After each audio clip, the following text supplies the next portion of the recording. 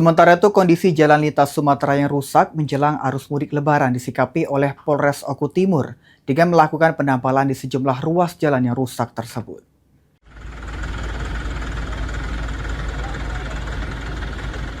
Penambalan ruas jalan lintas Sumatera dilakukan di beberapa titik, di antaranya Jalan Lintas Desa Tanjung Kemala, Kecamatan Martapura, Jalan Lintas Desa Negeri Ratu, serta Jalan Lintas Sumatera Desa Sabah Liu, Kecamatan Bungamayang, Kabupaten Oku Timur.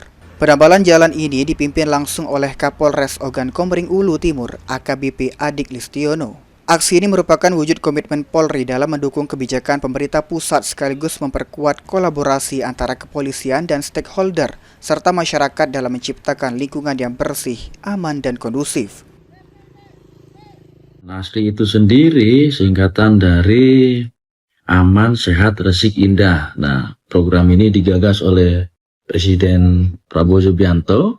Kemudian di Polda Sumsel itu diaplikasikan oleh Pak Kapolda dengan program Belida, Bersih, Lingkungan, dan ASRI. Ya, ASRI ini tadi kepanjangannya sudah kita sebutkan, mendukung programnya Presiden kita.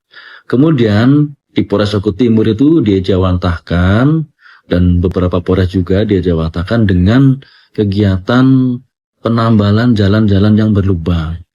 Ya, salah satunya bisa dimanfaatkan oleh masyarakat kita yang mudik atau masyarakat kita yang akan menikmati liburan nanti. Ya. Dengan dilakukannya penambalan ruas jalan lintas Sumatera tersebut, diharapkan masyarakat yang melintasi dapat merasa aman dan nyaman pada saat berkendara. Terlebih, jalan yang dilakukan perbaikan tersebut nantinya akan dilewati para pemudik yang akan melakukan mudik hari raya, terutama pemudik yang berasal dari Pulau Jawa menuju Sumatera maupun sebaliknya.